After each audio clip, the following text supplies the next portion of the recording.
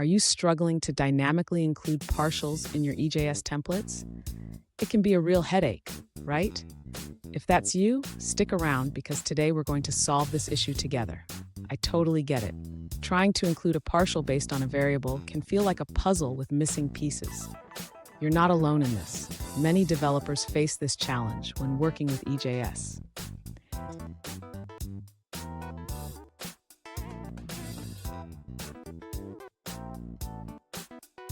Here's the specific situation we're looking at. One user recently asked, how do I dynamically include a partial in EJS based on a variable? They provided some code, but found that it just doesn't work. Sound familiar?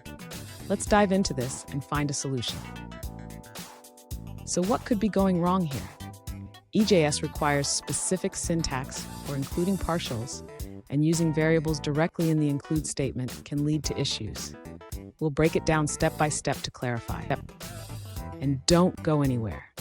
I've got a crucial tip at the end that will help you avoid this issue in the future. To dynamically include a partial in EJS based on the variable page, the user should first ensure that the syntax for including partials is correct. The include statement should be formatted properly. Next, the user should check that the partials are located in the correct directory. By default, EJS looks for partials in a partials folder within the views directory. Now, the user needs to ensure that the variable page is being passed correctly from the router to the template.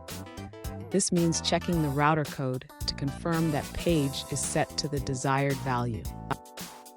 Finally, the user should test the implementation by running the application and navigating to the route. They can check if the correct partial is rendered based on the page variable. Fun fact, EJS stands for Embedded JavaScript, and it allows you to create dynamic web pages with ease.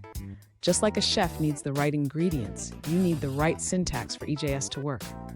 Now let's look at the answers provided by other users. An alternative approach shared by another user involves setting up a route for the login page. They suggest rendering a layout file while passing the page variable as login. This allows for dynamic inclusion of the login partial within the layout. Here's the tip I promised. Always double-check your syntax and consider using conditionals for dynamic includes. This will save you a lot of time and frustration. And there you have it. You should now be able to dynamically include partials in your EJS templates without any issues. Remember, practice makes perfect.